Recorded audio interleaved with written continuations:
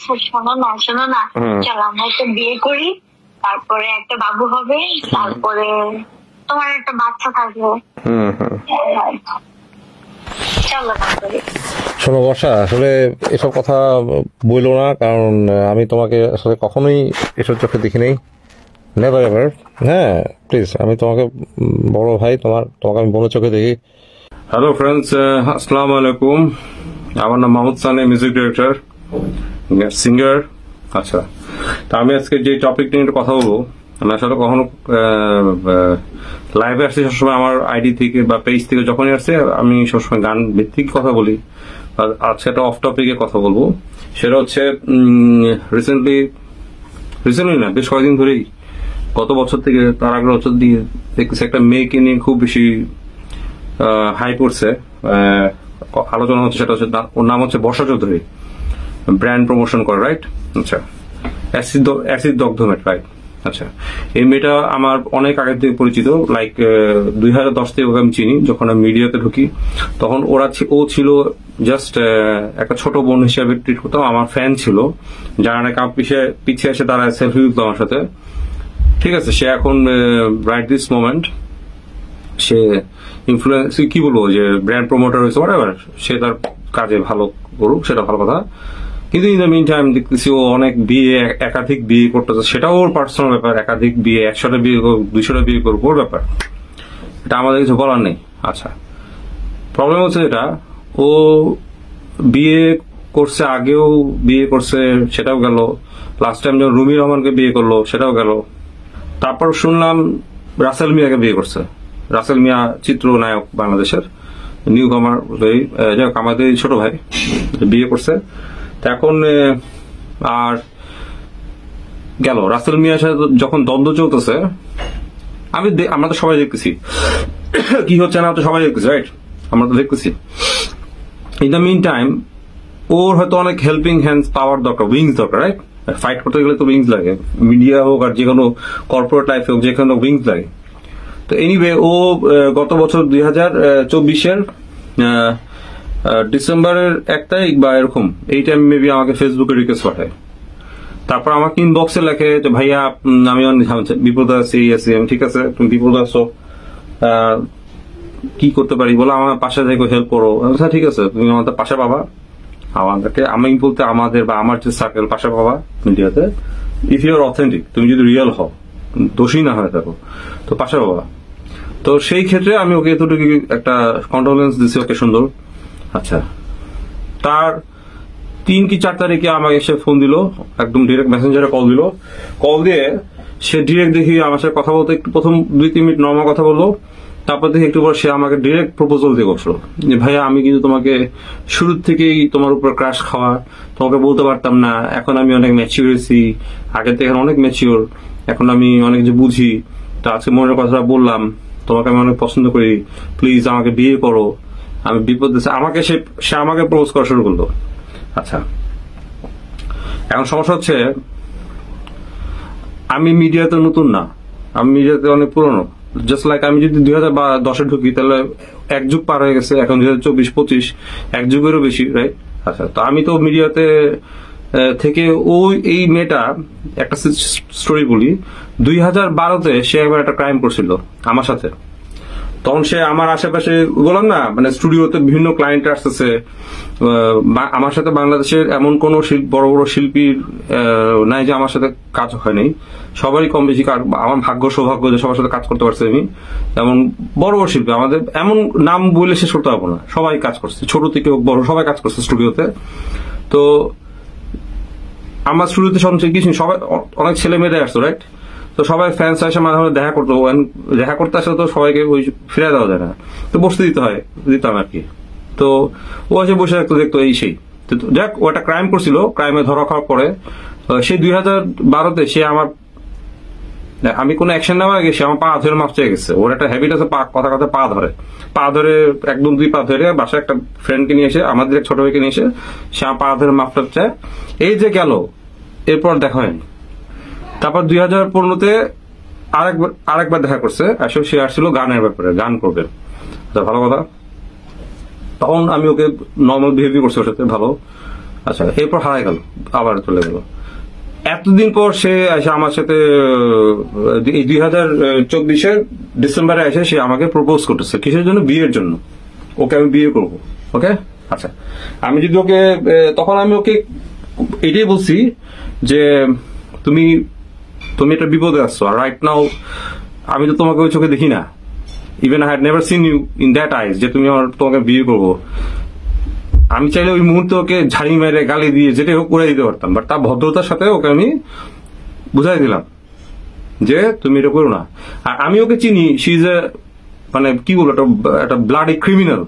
তো আমি খুব ক্রিমিনালদের সাথে, যারা আমাকে চেনে তারা খুব ভালো করে জানে আমি ক্রিমিনালদের হ্যান্ডেল করাতে I am very expert in this field, how to handle the criminals in the media, in the outside of the media world. ক্রিমিনালদের কি হ্যান্ডেল করতে হয় সেটা আমি জানি, কারণ সিন্স মাই চাইল্ডহুড আমি এগুলো দেখে বড় হয়েছি। হ্যাঁ, ক্রাইম, আমার বাসায় যখন কোনো ক্রিমিনাল আসবে বা আমাকে কোন ক্রিমিনাল ফোন দিবে, of course I will keep the footprint, right? I know সামনে কি, আমার এতটুকু প্রেডিকশনস পাওয়ার আছে আলহামদুলিল্লাহ, যে সামনে কি করতে যাবে, কি হবে, এটা আমি আগে বুঝে ফেলি। ঠিক আছে? তো আমি জানি যে বর্ষা যখন আমাকে নর্মাল কথা বলতো সেটা কোনো সমস্যা ছিল না। ও যখনই আমাকে প্রপোজ করা শুরু করছে তখনই আমার মাথায় বোঝা হয়ে গেছে। আর by default what happens with me, যে আমি 2022 থেকে অনেকে জানে যে আমি কিন্তু অনেক ফ্রড ক্রিমিনালস এদেরকে আমার ছবি নিয়ে অ্যাবিউজ করতেছিল বিভিন্ন ম্যারেজ ম্যাট্রিমোনিয়াল পেজগুলোতে, এদেরকে ধরা নেই ব্যস্ত। তো ফ্রম দ্যাট পয়েন্ট আমি কিন্তু খুব অ্যালার্ট থাকি অল টাইম। কেউ আমাকে ফোন করলো, কেউ আমাকে কিছু করলে সেগুলো ফুটপ্রিন্ট আমার মোবাইলে এমনি থেকে যায়। তো ওর সব রেকর্ডিং অটোমেটিক হয়ে গেছে আমার মোবাইলে। ও আমাকে প্রপোজ করতেছে, আচ্ছা প্রপোজাল দিচ্ছে, ভালো কথা। প্রপোজাল দেওয়ার সময় সে আমাদের খুব প্রিয় বড় ভাই, আমাদের মিডিয়াতে খুবই প্রিয় বড় ভাই, ডিএ তায়েব ভাই, উনি একসঙ্গে সিনেমা নায়ক, খুব সুন্দর অভিনয় করে। উনি আমাদের খুবই ভালোবাসার মানুষ।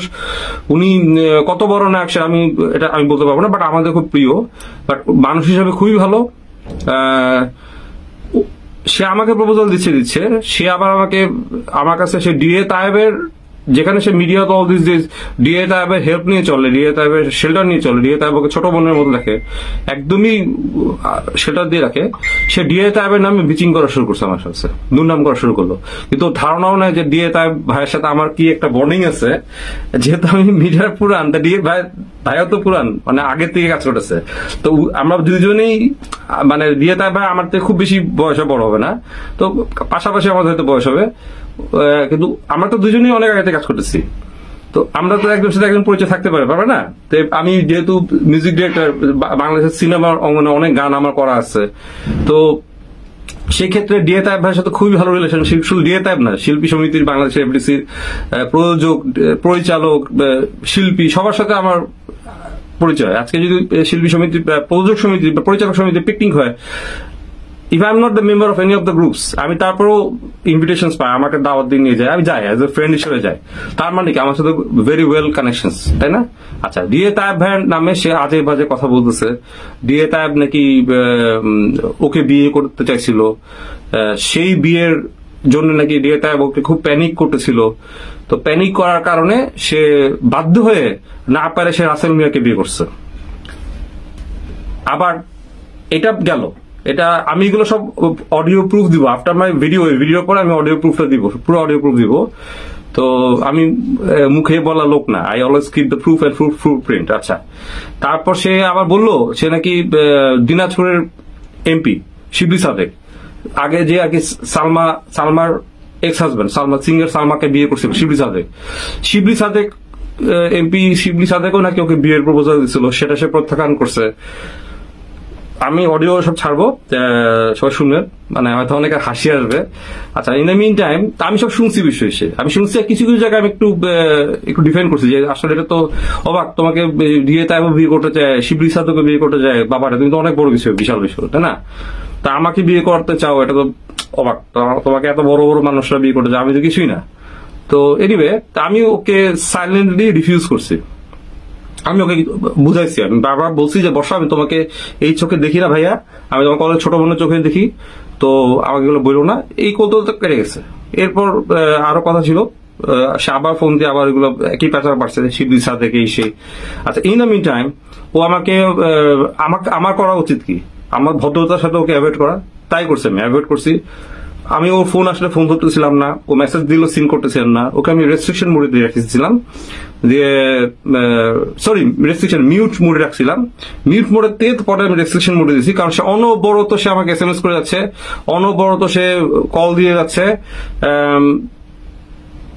ইভেন উইদাউট আস্কিং মি, আমাকে না জিজ্ঞেস করে আমার ছবি নিয়ে তার ফেসবুক পেজে, ওর যে অফিসিয়াল পেজ, সেই পেজে আমার ছবি পোস্ট করে সে একটা হার্ট সাইন মারছে।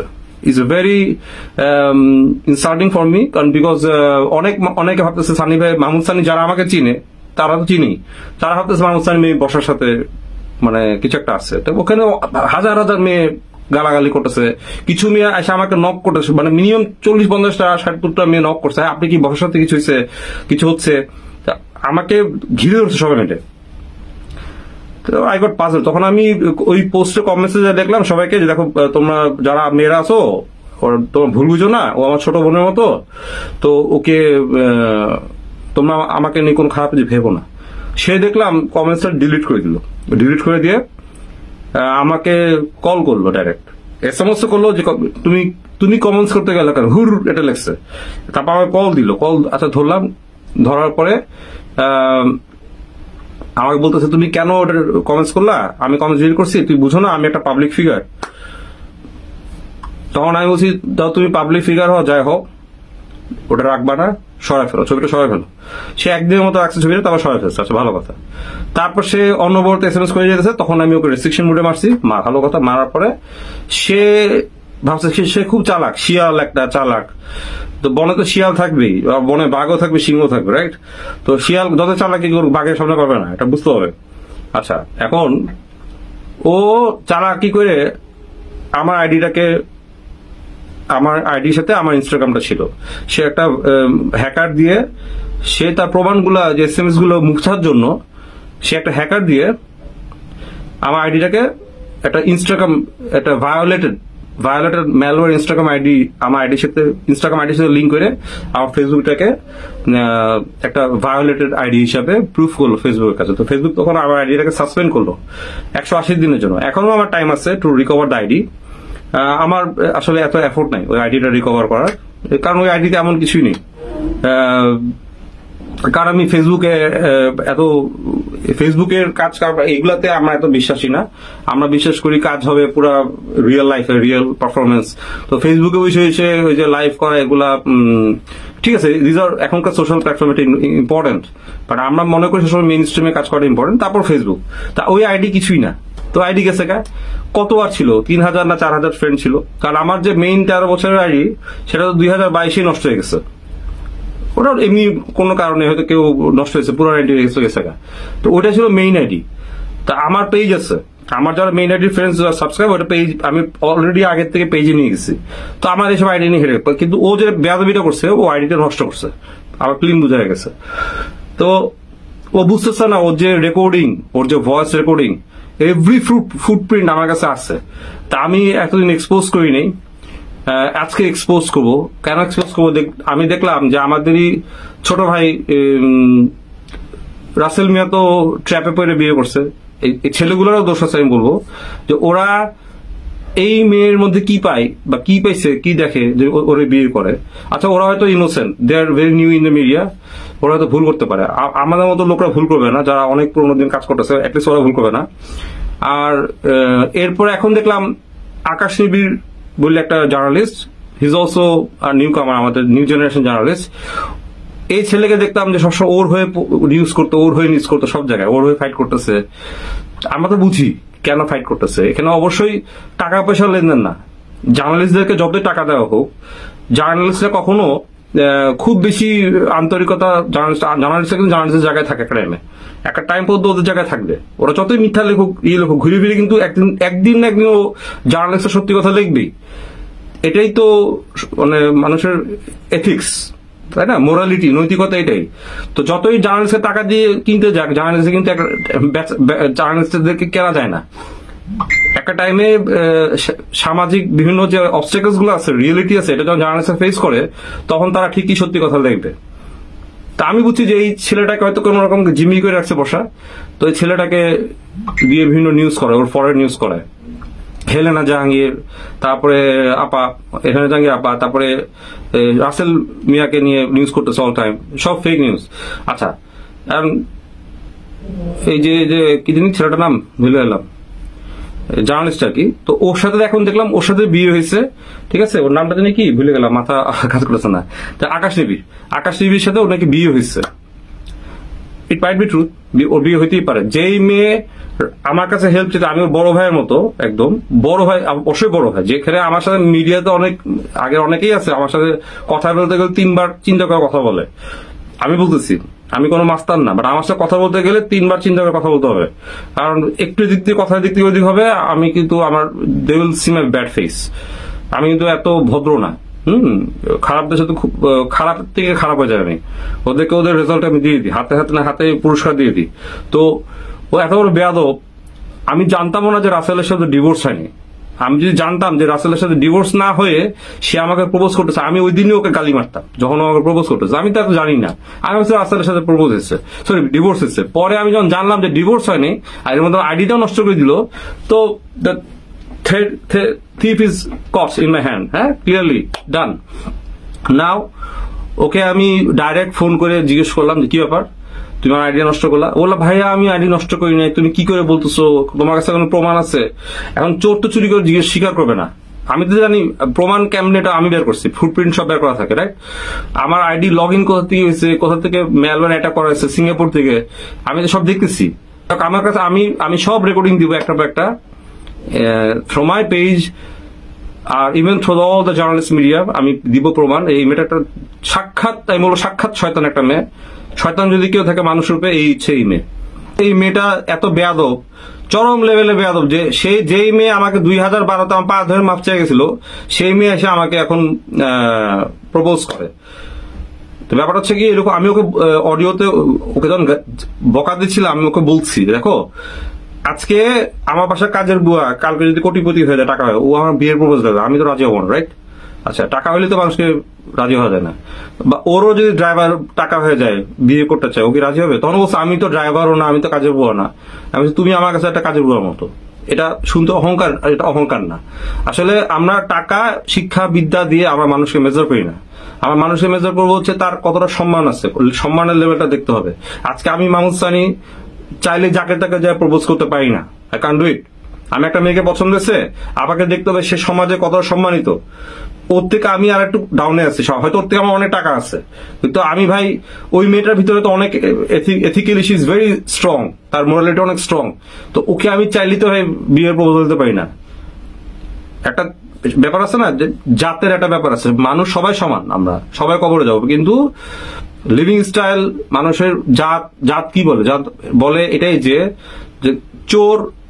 চোর আর একটা মসজিদের ইমাম কখনো তার মেয়েকে তার চোরের ঘরের চোরের বাড়িতে বিয়ে দিবে না, ছেলের সাথে দিবে না। কেন দিবে না? ওই যে আমি যেটা বললাম যে জাত, ওর সম্মানের জায়গাটা তো এক না, সবার এক না।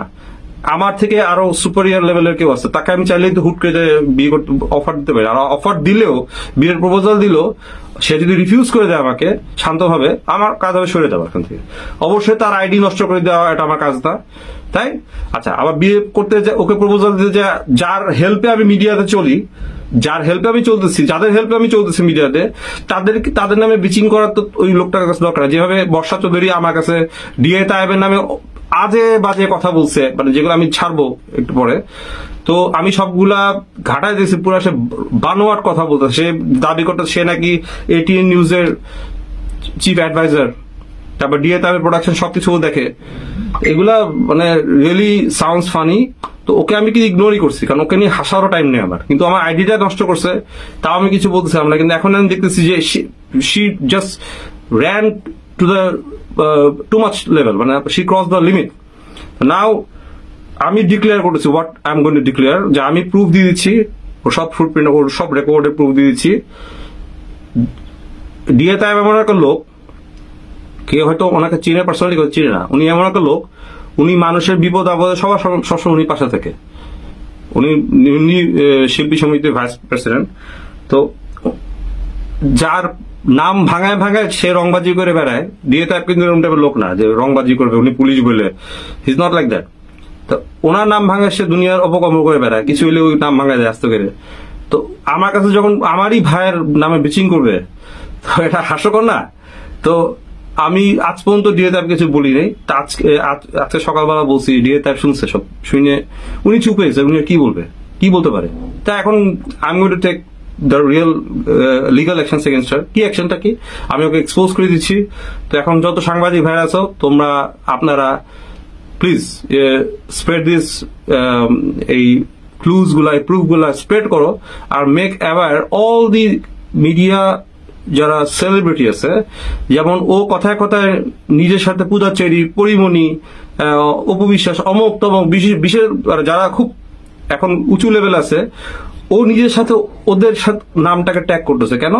যে ও বিশেষ কিছু একটা নিজেকে হাইপে তোলার চেষ্টা করতেছে, যে এই যে ছেলেটা যেটা আকাশ টিভির পরিমণির পিছে লাগছে, পূজাচেরির পিছে লাগছে, এই লাগছে, এখন আমার পিছে লাগছে, মানে ও যেন পূজাচেরি, ও যেন পরিমণির মতো এরকম। আবার হিজাব খুলছে, এটা নাকি পরিমণির কথা হিজাব খুলছে, দোষটা পরিমণির উপরে দিয়ে দিল। আবার হিজাব পড়ছে, এটা দিকে অপবিশ্বাসের কথা হিজাব পড়ছে। একটা psycho, you understand what psycho criminal? She is a psycho criminal. She is a criminal but psycho, মানে she doesn't think about the future, সামনে কি হবে, ও কি হইতে পারে, এই হুশটা ওর নাই। ঠিক আছে, নাও আমি কথা শর্ট করলাম, করে দিই। আমি এখনই অডিওটা, ওর ভয়েস রেকর্ডটা আমাকে কিভাবে কি করতেছে সেটা আমি বলছি, আমি ওগুলো ধাপে ধাপে ছাড়ি। প্রথমে আমি ছাড়বো যেটা, সেটা হচ্ছে আমাকে কিভাবে প্রপোজ করতেছে, কিভাবে বিচিং করতেছে একজনের নামে, আমাকে পাওয়ার জন্য, নিজেকে গ্রেট শো করার জন্য সে ডিএ টাইপকে ডাউন করতেছে, আমার ভাইকে, বড় ভাইকে ডাউন করতেছে। আচ্ছা, তারপরে আবার পরের ধাপে শুনবেন সে শিবলি সাদেকেও নাকি প্রপোজাল দিচ্ছে, এটাও শুনবো। তারপরে ধাপগুলো আমি এপিসোড ওয়াইজ দিব সব। তাকে যেন আমি ঝাড়ি মারতেছি, ওটা একবারে আমি ছাড়বো, ঝাড়িটা সবাই শুনবেন ইনশাল্লাহ। প্রত্যেকটা এপিসোডের আগে আমি একটা করে এরকম ফিজিক্যালি আমি একটা কনফেশন দিয়ে যাব। কারণ আমি যদি হুট করে একটা অডিও ছাড়ি, ওটা তো অনেকে বলতে পারে না যে সানি ভাই একটা বানায় নিয়ে আসলে হইলে তো না, আমাকে তো একদম ফিজিক্যালি বলতে হবে, তাই না? আমি তাই কথাগুলো বলে নিলাম। Okay, I took long time, so now I stop here. I'm going to play the audio of her proposal. The way she proposed me, December, maybe 3-4 তারিখে এম টাইপে, আমি টাইমটাও বলে দিব, দেখি। তারপর আমার আইডিটা নষ্ট করছে মেবি 6 তারিখে, এই আর কি। তো ওকে, বাই বাই, তো take care. I'm going to play the total audio of her voice, okay? And the way how much criminal crime she has done with me. Okay, take care, bye bye. করতে পারে, সে চাইলে আমাকে accept করতে পারে। না, তখন immature ছিলাম, অনেক ম্যাচিউর হয়েছে। না ঠিক আছে, বুঝছি তুমি পছন্দ করো আমাকে, বুঝতে পারছি, কিন্তু তোমাকে তো আমি সেই চোখে দেখি না। তোমাকে আমি আসলে কি বলবো, মানে অলওয়েজ ছোট বোনের চোখে দেখছি। কখনো দেখছো যে আমাকে তোমার সাথে কোনো রকম এই টাইপের কথাবার্তা, মানে এইসব প্রেম জাতীয় কথাবার্তা? এখন তুমি হঠাৎ করে এতদিন পর আমাকে বলতেছো তুমি তাকে আমার সাথে মিশো, আমাদের সাথে তোমার এখন যে বিপদ চলতেছে রাইট নাও, তাই না? তো তুমি ঝামেলা থেকে মুক্ত হও, তারপর তুমি আমাদের সাথে মিশো আগে, হ্যাঁ? আর আমি তোমাকে আসলে ওই চোখে দেখি না কখনো। তো তুমি তোমার সাথে রিলেশন, প্রেম, আমি তো আমার মাথায় বসে না। তুমি হঠাৎ করে আমাকে বলতেছো এখন, আমি আকাশ থেকে বললাম। এনিওয়ে, আচ্ছা ঠিক আছে, মানুষ পছন্দ করতে পারে, দিও না। তুমি আমাদের মিশো, তুমি আমাদের পাশে থাকলে তোমাকে, তুমি সেফ থাকবা, কেউ তোমার ক্ষতি করবে না, এতটুকু ভাই হিসাবে অ্যাসিওর করতে পারি। আমি তো তোমাকে তোমার বড় ভাই, তুমি আমাকে বড় ভাই মানো, রাইট? এখন তুমি হঠাৎ করে আমাকে প্রেমের বিয়ে প্রপোজাল দিচ্ছ, রিয়েলি কিছু বলার নেই। তুমি আগে মিশো আমাদের সাথে, হ্যাঁ মিশো, মানে আমার সাথে মিশো আগে, তো বাস। না না, ফিরায় নেই, তোমাকে ফিরাচ্ছি না, আমি বলছি তুমি আগে মিশো, মিশার পরে আগে তোমার সাথে আমার মেশা শেষ। শোনো, আমি কিন্তু পরে দেখবা এবার তো রাসেল মিয়া করছি, হ্যাঁ? এখন যদি তুমি আমার নাচ গাও, না না, আমি তো আর বাটপার চিটার না, আমি কাউকে মিথ্যা আশ্বাসও দিই না, আমি এরকম টাইপের লোক। তো যেটা বলা স্ট্রেট বলি। তো আমি হচ্ছে আমি আগে বিয়ে করার পিছনে আরেকটা কারণ আছে, সিক্রেট। এটা তোমাকে কাউকে বলে নাই, নোবডি, সেকেন্ড কোনো পার্সন জানে না। সেটা হচ্ছে বিয়ে তাদের সঙ্গে আমি খুব ভালো অ্যাজ এ ব্রাদার এই যে তোমার সাথে যে সম্পর্কটা, এই যে এত বছর আগের, আমি কিন্তু ভাইয়া ভাইয়া করে ডাকতাম, মনে আছে তোমার? মানে আমি যাকে যেভাবে দেখি আমি কিন্তু সেই জায়গাটাই রাখি বজায়। তো আমার সাথে ডিএ তায়েবের বন্ডিংটা এত স্ট্রং যে ডিএ তায়েব কি পড়বে, কি খাবে, ইভেন তো ওর সিনেমাতে কারেন্ট নিবে, অন্ধকার জগতে বাহিরে নিচ্ছে, তারপরে ওপরে কোনটায় নিবে, এই পুরো প্ল্যান আমি করি। ওর যে কোম্পানি এসজি প্রোডাকশন, সেটা ডিরেক্টর আমি, এটিএন নিউজের অ্যাডভাইজার, স্টিল নাও এটিএন নিউজের অ্যাডভাইজার আমি। তো তার ভাই সবসময় আমার কথা মানে এবং বলে আপনি অনেক ইন্টেলিজেন্ট, অনেক বেশি, কারণ আমি 7 জন পার্লামেন্ট মেম্বারের বায়োগ্রাফি করছি, আমি অনেক স্টাডি করছি, অনেক কিছু লার্ন করছি এত বছরে, যে 10 বছর যে নাই, তুমি অবাক হয়ে যাবে আমার এই চেঞ্জ দেখে। না স্বাভাবিক, মানে তোমার সবার এক সাধনা থাকে, কোনো না কোনো দিয়ে সাধনা করে, এই স্বাভাবিক করে। তো ডিএ তায়েবের সাথে আমার ভাই বোনের সম্পর্ক চলছে, এর মধ্যে ডিএ তায়েব একটা মেয়ের সাথে জড়ায় যায়। হ্যাঁ, শি ইজ অ্যাক্টর XYZ। তো ওই মেয়েটা ডিএ তায়েবকে ট্র্যাপে ফেলার জন্য ভিডিও করে, সেক্সুয়াল ভিডিও, ইন্টিমেসির ভিডিওটা করার পরে তো তখন হচ্ছে ডিএ তায়েব লাইক মাত্র ওর বউ তোমার পাইলো, নমিনেশন পাইলো ওই যে ইসের উপজেলা নির্বাচনের ভাইস চেয়ারম্যান টাঙ্গাইলের, আর ও তখন শিল্পী সমিতির ভাইস প্রেসিডেন্ট হইল মাত্র। দ্যাট দ্য মোমেন্ট, ওই সময় ওই মেয়ে অন্য নাম্বার দিয়ে, ওই যে তোমার থাকে না অনলাইনে যে নাম্বার গুলা ডলার দিয়ে কিনে, ওগুলা দিয়ে ভার্চুয়াল নাম্বার আর কি। হ্যাঁ, তো পরে 20 লাখ টাকা দাবি করলো এবং তারই সাথে ডিএ তায়েবকে বললো বিয়ে করতে। তো ডিএ তায়েব ডানে বামে না তাকায়া, তখন আমার আমাদের কাগজের বউ সিনেমার শুটিং চলতেছে, আমি ওটার লিড ক্যারেক্টার, শুটিং চলতেছে। তো শুটিং সেটে ভাইয়ার কাছে মেসেজ আসে, তো ভাইয়া আমার হাত ধরে টেনে মেকআপ রুমে নিয়ে গিয়ে দরজা লাগায় কি, কারণ জান আমি সোশ্যাল মিডিয়াটা একটু ভালো বুঝি। পরে আমি বললাম ভাইয়া আপনি এই মেয়ের সাথে ফিজিক্যাল ইন্টিমেসি করছেন, তাও আবার এটা রাখছে, এটা কেমনে হলো? মানে আমি তো জানি না এটা কেমনে হলো। হ্যাঁ, আপনি আপনার ভাবিরে বললেন না এটা সত্যি, হোটেল কি জানি ফার্ম যেটা আছে একটা গ্রাভি কি জানি একটা জি দিয়ে নাম, বুঝছি, বাবুল মিয়া, হ্যাঁ বুঝছি। হ্যাঁ, তো ওই হোটেলে রুম নাম্বার 108। তো পরে আমাকে বললো যে এখন কি করবো। পরে আমি বললাম আচ্ছা আপনি ঠান্ডা মাথায় শুটিং করেন, আমি মরি নাই, আমি আপনার বোন আসছি। এই জিনিসটা শুটিং শেষ করে বাসায় আসতে আসতে তখন আমি ডিওএইচএস তার ভাই বাসায়, তো টুনটুনি আবার আমাকে মা বলে ডাকে, আমি টুনির সাথেই ঘুমাই। তো ওই মোমেন্টে তোমার ভাবির হোয়াটসঅ্যাপে এই ভিডিওটা পাঠাইছে। এই তো এখন শুরু, ভাবি গেছে সুইসাইড করতে দড়ি নিয়া রুমের মধ্যে, এদিকে ভাবিকে আটকানো, এদিকে ভাইয়াকে বোঝানো। পরে ভাবিকে বললাম তুমি তোমার বোনকে বিশ্বাস যদি করো তুমি থামো, আই উইল ম্যানেজ। আমি আজকে এতগুলা বছর তোমাদের সাথে, আমি তোমার একমাত্র ননদ, তুমি বলো ভাইয়া বলে আমার একমাত্র বোন, তার মানে আমার পরিবারকে রক্ষা করার দায়িত্ব আমার, থামো। ভাবিকে বুঝাইলাম, সে তো অনেক কান্না, বুঝায় টুঝায় পরে ওই মেয়েকে অনেক টেকনিক্যালি আনলাম দিল্লি রোডের অফিসে এনে দরজা লাগায় ওর ইচ্ছা মতো পিটাইলাম। আমি তো কম ডিয়ারিং না, মাইরে উল্টা করে ঝুলে রাখতে হয়েছে। পরে পিটা ওর ডিভাইস নিয়ে নিলাম, ডিভাইস নিয়ে বললাম কই কই আছে, বাসায় ল্যাপটপ, ওর বাসায় ল্যাপটপ, ভাইয়ার একটা এসআই আছে, মানে ওসি, ভাইয়া তো পুলিশ অ্যাসোসিয়েশনের ভাইস প্রেসিডেন্ট, মানে বাংলাদেশের যত ওসিরা আছে ওসিদের সিনিয়র, ওসিদের একটা সংগঠনের। পরে একটা ওসি বললো, পরে ওই ওসি এসআই গিয়ে ওই বাসা থেকে ওই ল্যাপটপ হার্ড ড্রাইভ আরো যা যা ছিল সব নিয়ে আসতে হবে, সবকিছু নিয়ে আসতে হবে, নিয়ে আসছে, আনাইছি। তো আনানোর পরে ওরে মাইরা টাইরা রুমের মধ্যে, ভাইয়া আবার এগুলো করতে পারে না, ভাইয়ার যে অস্ত্রটা ওইটা আমি নিলাম, নিয়ে বললাম ভাইয়া আপনি রুমে যান, আমি, ভাইয়া তো ভয়ে যে আমি না মেয়েটাকে শুট করে দিই, আমি শুট করবো না, আমি ভয় দেখাবো, ওর মুখ থেকে সব নিবো, ও কেন করছে কি করছে।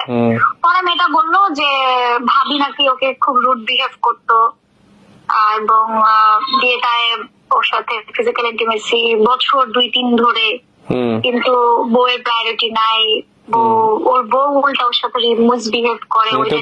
তুই জানোস বউ আছে, তুই বেটা লয় মিছুসকে। শোনো, পরে যাই হোক, পরে এই ঘটনা, পরে মেয়েটা আমার কাছে মাপ টাপ চায়, ভাইয়া ভাবির সাথে দেখা না করে সমস্ত এক্সেস আমাদের দিয়ে ল্যাপটপটা ভাইয়া আনাইলো ওই দিন রাতের মধ্যে। আনাইলো পরে মেয়েটারে আমি স্ট্যাম্প একটা বনসই রাইখা সাদা কাগজে 300 টাকার স্ট্যাম্পে ওর একটা সাইন রাখছি, ওখানে আমি যা ইচ্ছা তা বসা দিতে পারবো। পরে ওরা আমি ছাইড়া দিলাম। পরে এই যে দিয়ে তারপর আমার প্রতি একটা ফেথ চলে আসলো যে she can do anything for me. Barsha আমার জন্য সব করতে পারে, এবং সব সময় আমি গোল্ড, ডায়মন্ড, এক্সপেন্সিভ যত গিফট আছে এমন কোন মানে দিয়ে তার এখনো যে ব্লেজারটা পরে ওইটা আমার, ও যে ওয়াচ পরে আমার, মানে সমস্ত কিছু আমার ভালো লাগতো। ভাই, বড় ভাই, আমার তো কেউ নাই, আমার বড় বোন নাই, বড় ভাই নাই, না কেউই তো নাই। আর রুমি অনেক পছন্দ করতো তার ভাইকে। তো পরে যেটা হইলো তোমার এইভাবে করে চলতে চলতে এটা নিউজের অফিসে, আমার জন্য এটা নিউজে আলাদা একটা রুম আছে, আমি তো অ্যাডভাইজার। তো আমি অফিসে গেছি, একটা মিটিং ছিল মাহফুজ ভাই সহ। ওই মিটিং শেষ করে রুমে তার ভাই রুমে গিয়ে চা খাইতে বসছি। তার ভাই আমাকে বলতেছে, আপনার মতো যত্ন করে আমাকে কেউ রাখবে না, আপনার মতো এত কেয়ার, আমি কি খাচ্ছি, আমার কখন কি দরকার, কখন কি প্রয়োজন, কেউ রাখবে না। Will you marry me? আমি আপনার সাথে আপনার ছেলে মেয়ের ভরণ পোষণ নিতে চাই, লেক্সাস গাড়িটা আপনাকে দিয়ে দিব, ফ্ল্যাটটা দিয়ে একটা ফ্ল্যাট আছে দিয়ে ওটা দিয়ে দিব, এক্সট্রা মান্থলি 1 লাখ টাকা ডিপোজিট করে দিব, একটা এফডিআর লাগিয়ে করে দিব ফর ইউর সিকিউরিটি। এমন না যে আমি আপনাকে লোভ দেখাচ্ছি, আপনি আমার বার্থডে করছেন রেজেন্সিতে আপনার টাকায়, তাহলে আপনাদের তো আমার লোভ দেখানোর প্রয়োজন নাই। পরে আমি বললাম, ভাইয়া দেখেন, আমি তো শুরু থেকে আপনাকে ভাই হিসেবে দেখছি, এক। দ্বিতীয় হচ্ছে, আমি আপনার বউকে ফাঁসির দড়ি থেকে নামায় নিয়ে আসলাম অন্য একটা মেয়ের জন্য, আমি যে ফাঁসিতে উঠেছি। আমি বর্ষায় কিভাবে, আমি টুনটুনি, যেখানে টুনটুনি প্রাউডলি বলে আমার ফুপ্পি বর্ষা চৌধুরী, আমার ফুপ্পি বর্ষা চৌধুরী, আমার ফুপ্পি মা, যেখানে আপনার ছেলে এত বড় ছেলে, ওর ছেলের বয়স অনেক, ওর ছেলে অনেক স্মার্ট, আমেরিকা ছিল, দেশে আসছে, ওর ছেলে আমাকে মা বলে ডাকে, সেখানে আমি আপনার বউকে ফাঁসির দড়ি থেকে নামায় আমি আপনার বউয়ের সতীন হইতে পারবো না। ভাইয়া, একটা মেয়ের জীবনের মানে স্বামীর এই হাক এবং এই অভিশাপ আমাকে নরকে নিয়ে যাবে, আমি ভাইয়া পারবো না, আমাকে ক্ষমা করে দিয়ে। তারপর এটা বলে আমি অফিস থেকে বেরোয় আসলাম। এরপরে ওর অনেক মেসেজ, লম্বা লম্বা চিঠি, ইমোশনাল চিঠি, ওইটা সেটা। এন্ড লিটারালি দেখলাম কি জানো, ওনা আমাকে খুব প্যানিক করতেছে। মানে আগে যেমন ধরো ভাই হিসেবে ওর হাতটা ধরে হাঁটতাম বা ওর সাথে দাঁড়া একটা ছবি তুলতাম, এখন আমার খুব গিল্টি লাগে। এখন আমার মনে হয় যে আরে ওর মনের মধ্যে তো অন্য জিনিস পয়দা হয়েছে, বুঝো না, এখন আমার কাছে গিল্টি লাগে। পরে ওর সাথে আমি রিলেশনটা ডিস্টেন্স করে ফেললাম। এর মধ্যে চিন্তা করলাম আমি একটু বিয়ে করে ফেলি, তাহলে দিয়ে তার আমাকে ভুলে যাবে। এই রাসেল মিয়াকে বিয়ে করলাম। বিয়ের দিন তোমাকে আমি ছবি পাঠাবো, দিয়ে তার এত কান্না করছে, ইভেন তো কান্না করে ও যখন নামে, ওর যে সিএচআরটা নতুন নিছে, নেমে ওর বের হইতে পারে নাই, ওর সিএচআরের সামনে পুরো ভচকায় দিছে। এখন আমাকে পরশুদিন ফোন করে বলতেছে, আপনি আমাকে বিয়ে না করে আমার উপর জেদ করে যে রাসেলকে বিয়ে করলেন, এটাই আপনার ক্ষতিটা কার হইলো, আমার না আপনার। বলছি ক্ষতিটা আমার হয়েছে, কিন্তু ক্ষতি হওয়ার কারণটা, ক্ষতি এর থেকে আরো বেশি হইতো যদি আপনার বিয়ে করতাম। আল্লাহ হয়তো আরো বেশি বড় একটা বাস করতো, আরেকজনের সংসার ভাঙতেছে, এটা হচ্ছে কথা। বললাম তো যে আল্লাহ অল্পের ভিতরে ক্ষতি সেরে গেছে। রাসেল ভাইপার বিয়ে করে কিছু না, কিন্তু আজকে যদি আরো বড় ক্ষতি হইতো আপনার বিয়ে করে, তখন কি হইতো? তুমি বুঝো, দিয়ে তাকে বিয়ে করা মানে পুরো ইন্ডাস্ট্রি টুডেন্ট পুরো জানবে পরে। আর তুমি কখনো না তুমি মানুষ তোমাকে গালি দিবে, তো মানুষ, কারণ ওর ইমোশন ও বুঝে, ওর ইমোশন তুমি বুঝবা, কিন্তু মানুষ তো তোমাকে বলবে যে তুমি আরেকজনের সংসার হামলা কেন, তাই না, জানি শুনে। তখন মানুষ এসব বুঝবে না, মানুষ যেটা দেখবে সেটাই বলবে, রাইট? That's it. আচ্ছা শোনো না চলো আমরা একটা বিয়ে করি, তারপরে একটা বাবু হবে, তারপরে তোমার একটা বাচ্চা থাকবে। চলো তারপরে। শোনো বর্ষা, আসলে এসব কথা বইলো না, কারণ আমি তোমাকে আসলে কখনোই এসব চোখে দেখি নাই, নেভার এভার। হ্যাঁ প্লিজ, আমি তোমাকে বড় ভাই, তোমাকে আমি বোনের চোখে দেখি, তো বোনের চোখে থাকবা, বোনের মতোই থাকবা।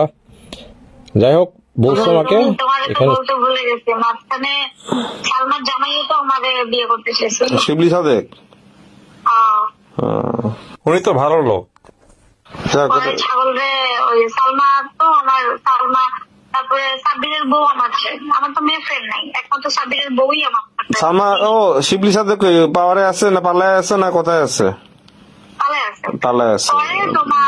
পরে আমি স্ট্রিক্টলি ওরে বলছি যে এই ইন্ডাস্ট্রির মধ্যে আপনি খুবই, আপনি আমার জন্য যোগ্য, এভরিথিং ইজ ওকে, কিন্তু ইন্ডাস্ট্রিতে আসলে সালমার সাথে যে ঘটনা ঘটছে বা হোয়াটএভার কিছু না হলেও আপনাদের যে সেপারেশন বা ভাইরে, এই শিবলি ভাই আমার কাছে গান করছে প্রচুর, আমার কাছে আসতো।